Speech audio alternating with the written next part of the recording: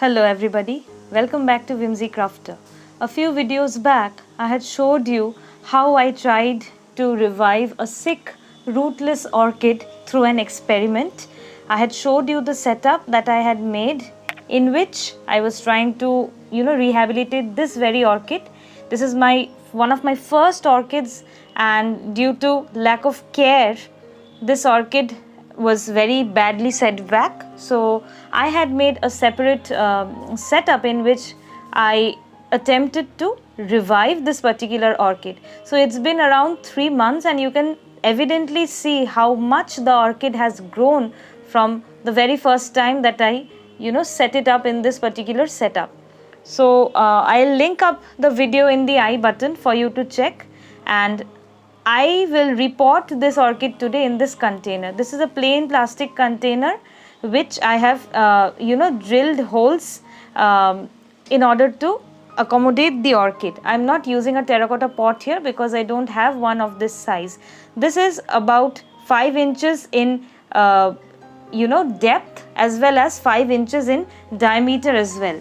The body has been customized into an orchid pot so that the roots of the plant can breathe. I'll link up a video over here in the I button where you can see how I drilled holes in this particular plastic pot in case you don't know how to do it. So today I'm going to repot this entire setup. Let me show you the things that I would need. I'm using a stick for support. You can use a bamboo skewer. I'm using a stick from a natural coconut broom. You'll need a cable tie or a wire to secure the plant along with the stick, and besides that I would also require the media. The media I'm using here is inorganic. This has pieces of brick and charcoal. The brick pieces appear blue in color because these pieces have been washed thoroughly and then soaked in water mixed with fungicide, and then it has been dried, and only then I will use these media for planting this particular pot. So before I repot this orchid, I will first remove it from its setup. So to do that, I'll first remove the string. I'll untie the string from the setup.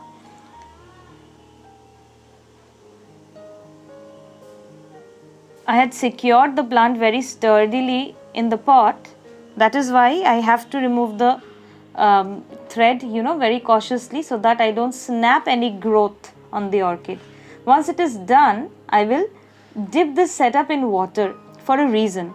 I can see from the top that a few roots have outgrown the mesh pot and they are stuck to the terracotta pot. If I don't submerge this setup in water, when I try to pull out the mesh pot, the roots inside the earthen pot will snap, and we don't want to damage the roots that have grown because our whole point was to grow roots on this particular plant. So after 15 to 20 minutes of soaking, the roots have probably become flexible, because that is what happens to orchid roots when you submerge them. They become flexible, and it's easier to remove them from any setup that they are set in. Okay, so for 15 to 20 minutes I'll let the pot be submerged in this water.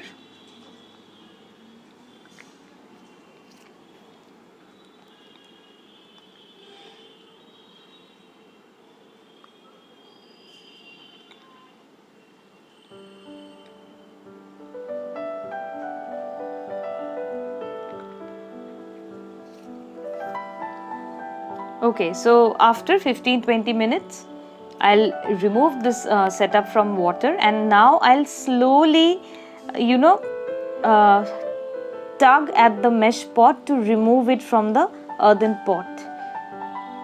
So look at that root growth.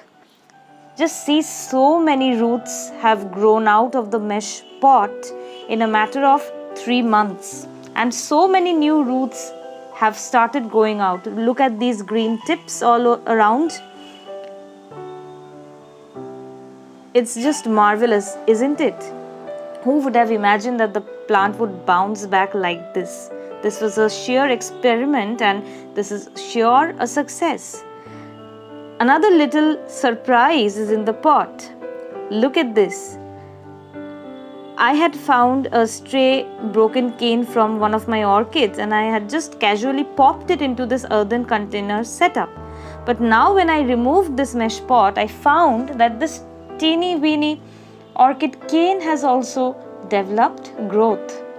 Wonders of nature, I tell you. So I'll set this up in a different setup, but our first priority here is our orchid. Okay. I would like to show you another thing in the pot. If I zoom in closer, just look at the trails of the orchid roots in the pot. This is the evidence of the fact that the roots were actually stuck inside the earthen pot.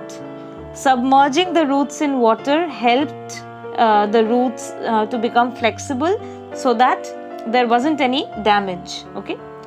Now coming to the plant, I'll slowly and carefully remove it from the mesh pot without damaging the roots.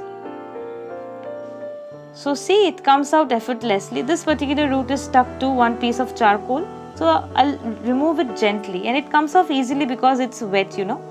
Now is the time to remove the plant from the coconut coir. So I'll use a paper cutter and I'll tear apart the twine or the thread that I had used to tie the plant to the coconut coir.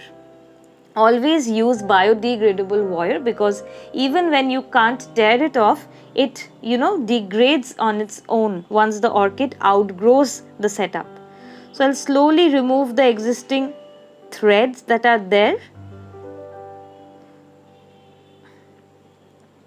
Okay. And gently I'll remove the coconut coir from in between the roots. I have sped up this process, but this process is actually a bit time consuming. So please be gentle and careful. Be careful not to snap any roots. If one or two roots snap, it is fine. The idea should be to prevent as much of root loss as possible. So I have done this very slowly, but because I have sped up the process, it looks like I'm going about it very fast. But that is not really the case. Okay, so I'll gently remove the bits of coconut coir from in between the roots.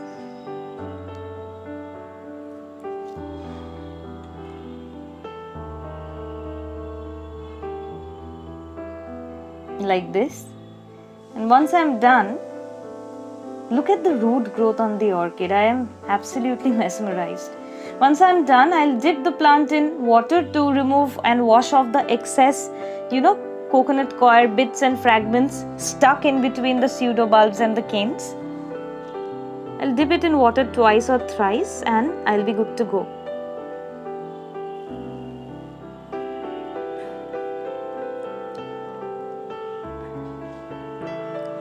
Yeah, so we are done with the removal from the setup. Now it's time for repotting. So first of all, I'll gather the supplies together and then I'll begin by filling the container with the large chunks of potting material. The chunks have to be big in order to ensure air space in between the pot so that the orchid roots get enough space to breathe and they do not suffocate. Okay. The next step would be to attach the orchid to the support stick. Okay, so I'll hold the stick against the orchid plant like this and I'll tie it together. I'll secure it together using the cable tie like this. This will prevent the orchid from moving too much. And one thing I can tell you is that when you're repotting orchids, the best thing that you can offer to them is stability. Stability ensures that they can, spread their roots into the media faster without any disturbance. So, tying the orchid like this allows the liberty to adjust its height in the media. So that is exactly what I am doing over here. Okay, so I have placed the orchid I have dug the stick into the media right till the end, and now I am adjusting the roots. I have spread out the roots, and the media has been placed in between the gaps of the roots. Look at the way I have potted the orchid. The roots should be visible on the top. Okay, don't bury the roots too much with the media. See, like this. The roots also photosynthesize, so they need to be exposed as much as possible. So there, we are done with our repotting. Okay, this is very easy. Just follow the steps that I am showing you here on this video. Now coming to the teeny weeny growth on the orchid cane, I will put it back in the same setup in which I had put the initial sick plant. So I am reusing the same coconut coir, and I'll secure this tiny growth on the coconut coir using the same thread, and I'll tie it up like this.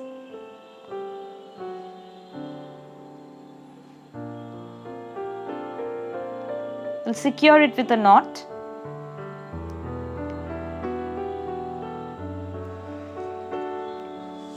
And then I'll place it back in that setup which has charcoal at the bottom. Okay, this is the mesh pot, 3-inch mesh pot, in which I'll put the coconut coir along with the orchid cane, and I'll put a bigger chunk of charcoal this time because the space in the pot is too empty. Alright, so that is the setup just like before, and finally I'll place it back in the earthen pot. The earthen pot is important here. I'll fill up the gaps with remaining pieces of coco coir.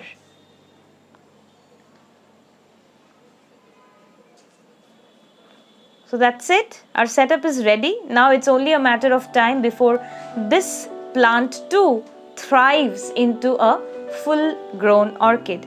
I hope I'll be able to share the results with you. But before I forget, please comment down below where you are watching this video from.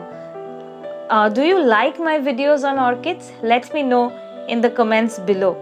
And don't forget to like this video. Don't forget to subscribe to Whimsy Crafter for more such updates. Now coming back to the original plant that I repotted, I'll make a hanger for it because I'll suspend it. Okay, it's not a good idea to place the orchid on the ground. I have found better results by hanging it, because when you hang it, you allow the plant to enjoy ample air circulation, and it saves you the risk of the plant being attacked by different kinds of pests. So I'll just take a wire, a rough waste wire piece I found, and I'll thread it through the holes in the pot, and I'll create a hanger like this. I'll twist it like this, and then I'll hang it along with the other orchids that I have.